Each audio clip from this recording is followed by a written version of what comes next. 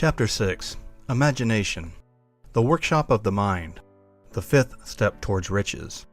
The imagination is literally the workshop wherein are fashioned all plans created by man. The impulse, the desire, is given shape, form, and action through the aid of the imaginative faculty of the mind. It has been said that man can create anything which he can imagine. Of all the ages of civilization, this is the most favorable for the development of the imagination, because it is an age of rapid change. On every hand one may contact stimuli which develop the imagination. Through the aid of this imaginative faculty, man has discovered and harnessed more of nature's forces during the past 50 years than during the entire history of the human race previous to that time. He has conquered the air so completely that the birds are a poor match for him in flying. He has harnessed the ether and made it serve as a means of instantaneous communication with any part of the world. He has analyzed and weighed the sun at distances of millions of miles, and has determined through the aid of imagination the elements of which it consists. He has discovered that his own brain is both a broadcasting and receiving station for the vibration of thought, and he is beginning now to learn how to make practical use of this discovery. He has increased the speed of locomotion until he may now travel at a speed of more than 300 miles an hour. The time will soon come when a man may breakfast in New York and lunch in San Francisco. A man's only limitation within reason lies in his development and use of his imagination. He has not yet reached the apex of development and the use of his imaginative faculty. He has merely discovered that he has an imagination and has commenced to use it in a very elementary way. The imaginative faculty functions in two forms. One is known as synthetic imagination and the other one creative imagination. Synthetic imagination. Through this faculty, one may arrange old concepts, ideas, or plans in new combinations. This faculty creates nothing. It merely works with the material of experience, education, and observation with which it is fed. It is the faculty used most by the inventor, with the exception of the genius, who draws upon a creative imagination when he cannot solve his problem through synthetic imagination. Creative imagination. Through the faculty of creative imagination, the finite mind of man has direct communication with infinite intelligence. It is the faculty through which hunches and inspirations are received. It is by this faculty that all basic or new ideas are handed over to man. It is through this faculty that thought vibrations from the minds of others are received. It is through this faculty that one individual may tune in or communicate with the subconscious minds of other men. The creative imagination works automatically in the manner described in subsequent pages.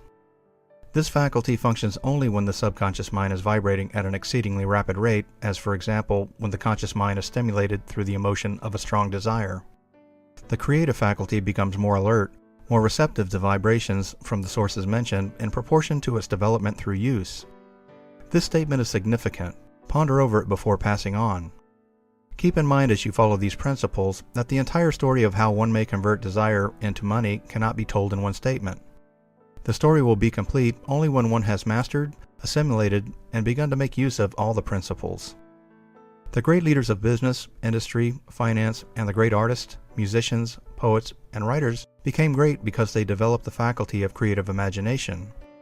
Both the synthetic and creative faculties of imagination become more alert with use, just as any muscle or organ of the body develops through use. Desire is only a thought, an impulse. It is nebulous and ephemeral. It is abstract and of no value until it has been transformed into its physical counterpart. While the synthetic imagination is the one which will be used most frequently in the process of transforming the impulse of desire into money, you must keep in mind the fact that you may face circumstances and situations which demands use of the creative imagination as well. Your imaginative faculty may have become weak through inaction. It can be revived and made alert through use. This faculty does not die, though it may become quiescent through lack of use. Center your attention for the time being on the development of the synthetic imagination, because this is the faculty which you will use more often in the process of converting desire into money. Transformation of the intangible impulse of desire into tangible reality of money calls for the use of a plan or plans. These plans must be formed with the aid of the imagination, and mainly with the synthetic faculty. Read the entire book through, then come back to this chapter and begin at once to put your imagination to work on the building of a plan or plans for the transformation of your desire into money. Detailed instructions for the building of plans have been given in almost every chapter. Carry out the instructions best suited to your needs.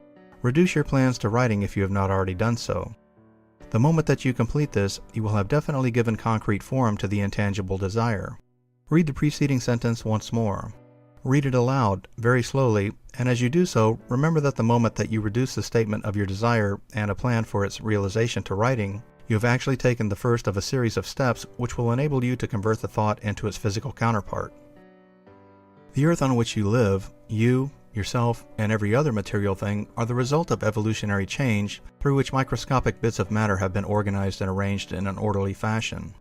Moreover, and this statement is of stupendous importance, this earth, every one of the billions of individual cells of your body, and every atom of matter, began as an intangible form of energy. Desire is a thought impulse. Thought impulses are forms of energy. When you begin with the thought of impulse, desire, to accumulate money, you are drafting into your service the same stuff that nature used in creating this earth and every material form in the universe, including the body and brain in which the thought impulses function. As far as science has been able to determine, the entire universe consists of but two elements, matter and energy. Through the combination of energy and matter has been created everything perceptible to man, from the largest star which floats in the heavens down to and including man himself. You are now engaged in the task of trying to profit by nature's method. You are, sincerely and earnestly we hope, trying to adapt yourself to nature's laws by endeavoring to convert desire into its physical or monetary equivalent. You can do it. It has been done before. You can build a fortune through the aid of laws which are immutable. But first, you must become familiar with these laws and learn to use them. Through repetition, and by approaching the description of these principles from every conceivable angle, the author hopes to reveal to you the secret through which every great fortune has been accumulated. Strange and paradoxical as it may seem, the secret is not a secret. Nature herself advertises it in the earth on which we live, the stars, the planets suspended within our view, in the elements above and around us, in every blade of grass, and in every form of life within our vision. Nature advertises this secret in the terms of biology, in the conversion of a tiny cell so small that it may be lost on a point of a pen, into a human being now reading this line. The conversion of desire into its physical equivalent, certainly no more miraculous. Do not become discouraged if you do not fully comprehend all that has been stated. Unless you have long been a student of the mind, it is not expected that you will assimilate all that is in this chapter upon a first reading, but you will in time make good progress. The principles which follow will open the way for understanding of imagination. Assimilate that which you understand as you read this philosophy for the first time. Then, when you reread and study it, you will discover that something has happened to clarify it and give you a broader range of understanding of the whole. Above all, do not stop nor hesitate in your study of these principles until you have read the book at least 3 times, for then you will not want to stop. How to make practical use of imagination. Ideas are the beginning points of all fortunes. Ideas are products of the imagination. Let us examine a few well-known ideas which have yielded huge fortunes, with the hope that these illustrations will convey the definite information concerning the method by which imagination may be used in accumulating riches. The enchanted kettle.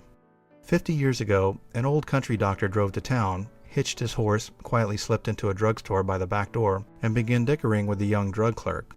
His mission was destined to yield great wealth to many people. It was destined to bring to the South the most far-flung benefit since the Civil War. For more than an hour behind the prescription counter, the old doctor and the clerk talked in low tones. The doctor left. He went out to the buggy and brought back a large old-fashioned kettle, a big wooden paddle, used for stirring the contents of the kettle, and deposited them in the back of the store. The clerk inspected the kettle, reached into his inside pocket, took out a roll of bills, and handed it over to the doctor. The roll contained exactly $500, the clerk's entire savings. The doctor handed over a small slip of paper on which was written a secret formula. The words on that small slip of paper were worth a king's ransom, but not to the doctor.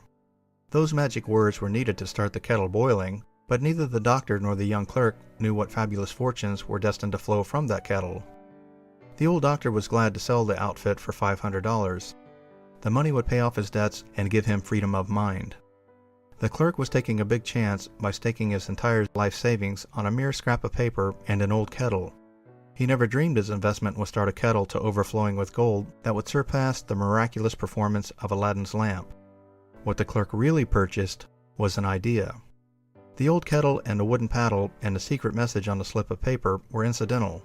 The strange performance of the kettle began to take place after the new owner mixed with the secret instructions, an ingredient of which the doctor knew nothing. Read the story carefully and give your imagination a test.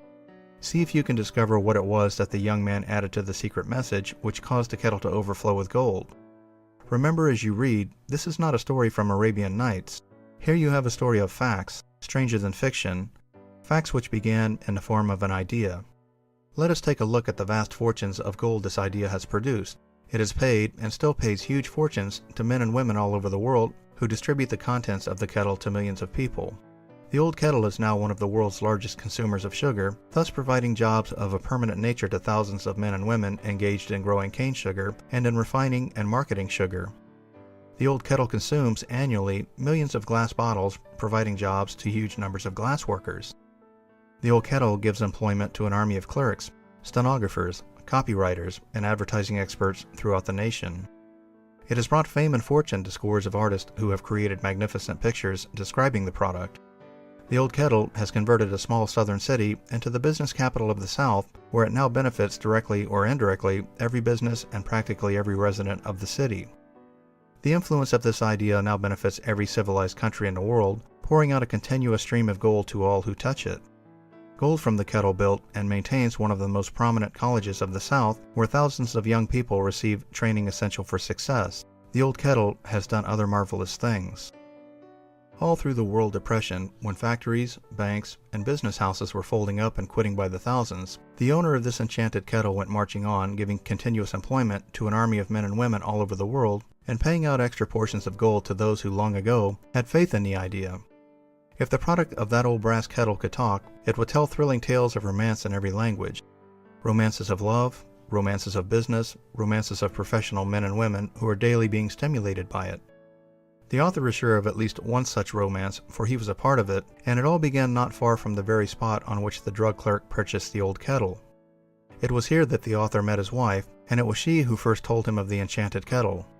It was the product of that kettle they were drinking, when he asked her to accept him for better or worse.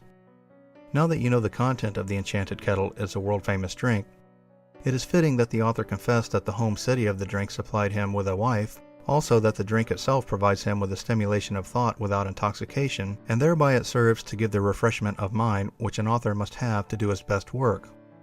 Whoever you are, wherever you may live, whatever occupation you may be engaged in, just remember in the future, every time you see the words Coca-Cola, that it's a vast empire of wealth and influence grew out of a single idea, and the mysterious ingredient the drug clerk, as a candler, mixed with the secret formula, was imagination. Stop and think of that for a moment. Remember also that the 13 steps to riches described in this book were the media through which the influence of Coca-Cola has been extended to every city, town, village, and crossroads of the world, and that any idea you may create as sound and meritorious as Coca-Cola has the possibility of duplicating the stupendous record of this worldwide thirst killer. Truly, thoughts are things, and their scope of operation is the world itself. What would I do if I had $1 million? This story proves the truth of the old saying, where there's a will, there's a way. It was told to me by that beloved educator and clergyman, the late Frank Gonzalez, who began his preaching career in the Stockyards region of South Chicago. When Dr. Gonzalez was going through college, he observed many defects in our educational system, defects which he believed he could correct if he were the head of the college. His deepest desire was to become the directing head of an educational institution in which young men and women would be taught to learn by doing. He made up his mind to organize a new college in which he would carry out his ideas without being handicapped by orthodox methods of education. He needed $1 million to put the project across. Where was he to lay his hands on such a large sum of money? That was the question that absorbed most of this ambitious young preacher's thought. But he couldn't seem to make any progress. Every night he took that thought to bed with him. He got up with it in the morning. He took it with him everywhere he went.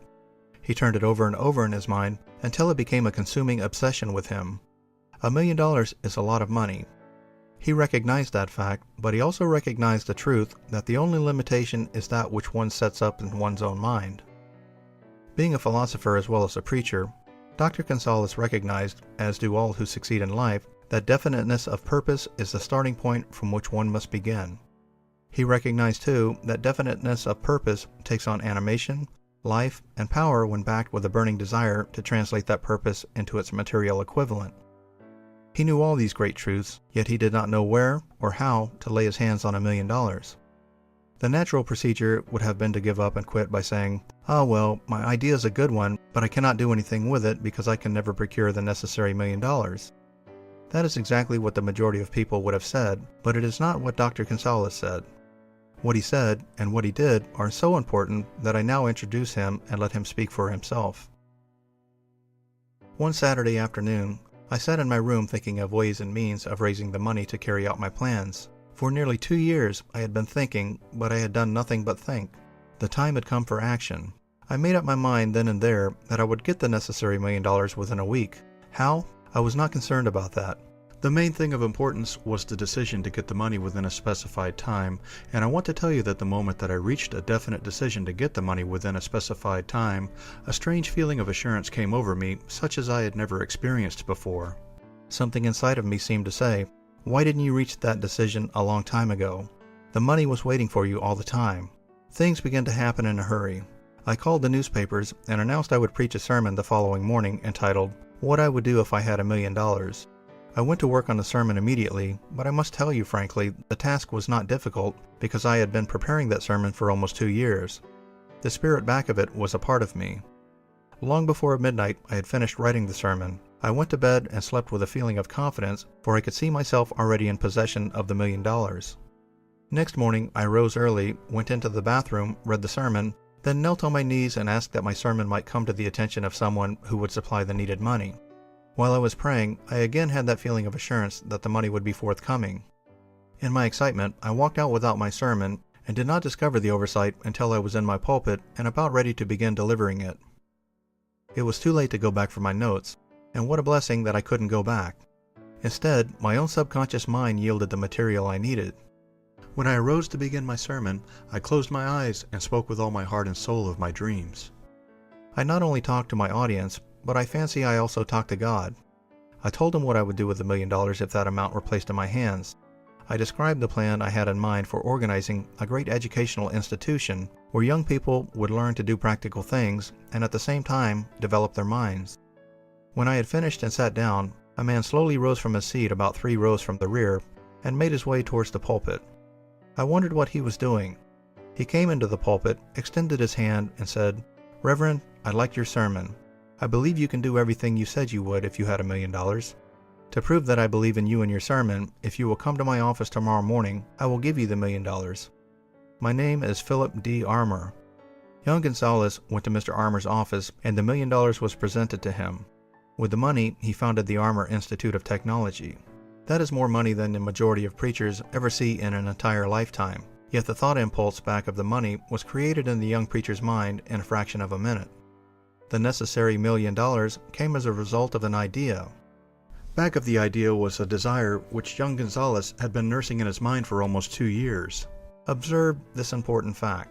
He got the money within 36 hours after he reached a definite decision in his own mind to get it, and decided upon a definite plan for getting it. There was nothing new or unique about young Gonzalez' vague thinking about $1 million and weakly hoping for. Others before him, and many since his time, have had similar thoughts.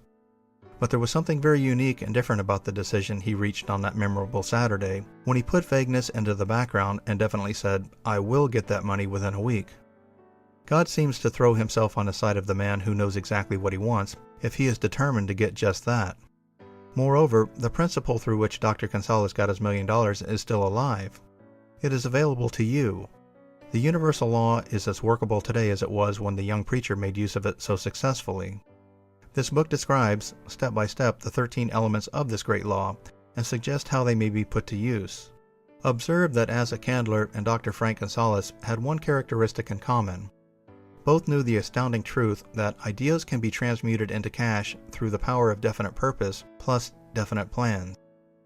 If you are one of those who believe hard work and honesty alone will bring riches, perish the thought. It is not true.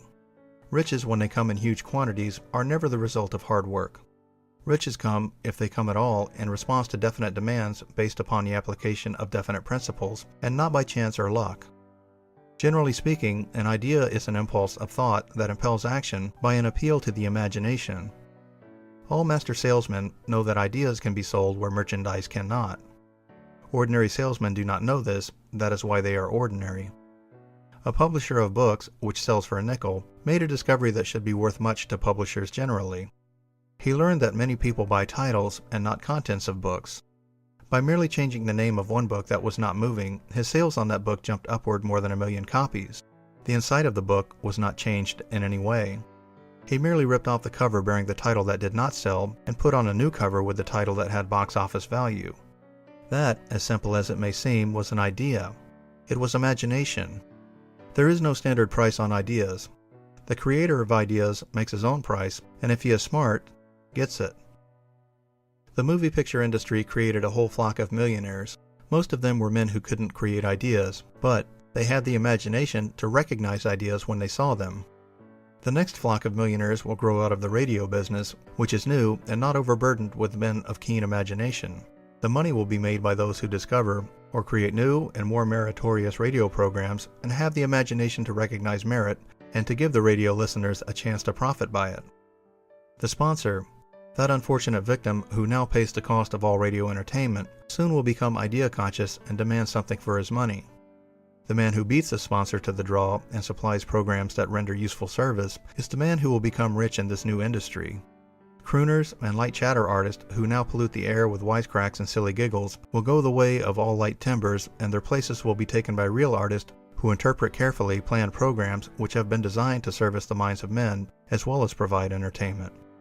Here is a wide open field of opportunity, screaming its protest at the way it is being butchered because of lack of imagination, and begging for rescue at any price. Above all, the thing radio needs is new ideas. If this new field of opportunity intrigues you, perhaps you might profit by the suggestion that the successful radio programs of the future will give more attention to creating buyer audiences and less attention to listener audiences. Stated more plainly, the builder of radio programs who succeeds in the future must find practical ways to convert listeners into buyers. Moreover, the successful producer of radio programs in the future must key his features so that he can definitely show its effect upon the audience. Sponsors are becoming a bit wary of buying glib selling talks based upon statements grabbed out of thin air. They want, and in the future will demand, indisputable proof that the Who's It program not only gives millions of people the silliest giggle ever, but that the silly giggler can sell merchandise. Another thing that might as well be understood by those who contemplate entering this new field of opportunity: radio advertising is going to be handled by an entirely new group of advertising experts, separate and distinct from the old-time newspaper and magazine advertising agency men. The old-timers in the advertising game cannot read the modern radio scripts because they have been schooled to see ideas. The new radio techniques demand men who can interpret ideas from a written manuscript in terms of sound. It costs the author a year of hard labor and many thousands of dollars to learn this. Radio, right now, is about where moving pictures were when Mary Pickford and her curls first appeared on the screen. There is plenty of room in radio for those who can produce or recognize ideas. If the foregoing comment on the opportunities of radio has not started your idea factory to work, you had better forget it. Your opportunity is in some other field. If the comment intrigued you to the slightest degree, then go further into it, and you may find the one idea you need to round out your career. Never let it discourage you if you have no experience in radio. Andrew Carnegie knew very little about making steel. I have Carnegie's own word for this, but he made practical use of two principles described in this book and made the steel business yield him a fortune. The story of practically every great fortune starts with the day when a creator of ideas and a seller of ideas got together and worked in harmony. Carnegie surrounded himself with men who could do all that he could not do, men who created ideas and men who put ideas into operation and made himself and the others fabulously rich. Millions of people go through life hoping for favorable breaks. Perhaps a favorable break can get one an opportunity, but the safest plan is not to depend on luck. It was a favorable break that gave me the biggest opportunity of my life, but 25 years of determined effort had to be devoted to that opportunity before it became an asset. The break consisted of my good fortune in meeting and gaining the cooperation of Andrew Carnegie. On that occasion, Carnegie planted in my mind the idea of organizing the principles of achievement into a philosophy of success. Thousands of people have profited by the discoveries made in the 25 years of research, and several fortunes have been accumulated through the application of the philosophy. The beginning was simple. It was an idea which anyone might have developed. The favorable break came through Carnegie. But what about the determination, definiteness of purpose, and the desire to attain the goal, and a persistent effort of 25 years? It was no ordinary desire that survived disappointment, discouragement, temporary defeat, criticism, and the constant reminding of waste of time. It was a burning desire, an obsession. When the idea was first planted in my mind by Mr. Carnegie, it was coaxed, nursed, and enticed to remain alive. Gradually, the idea became a giant under its own power, and it coaxed, nursed, and drove me. Ideas are like that. First, you give life and action and guidance to ideas, then they take on the power of their own and sweep aside all opposition. Ideas are intangible forces, but they have more power than the physical brains that give birth to them. They have the power to live on after the brain that creates them has returned to dust. For example, take the power of Christianity. That began with a simple idea born in the brain of Christ. Its chief tenet was, do unto others as you would have others do unto you. Christ has gone back to the source from whence he came, but his idea goes marching on. Someday it may grow up and come into its own, then it will have fulfilled Christ's deepest desire. The idea has been developing only 2,000 years. Give it time.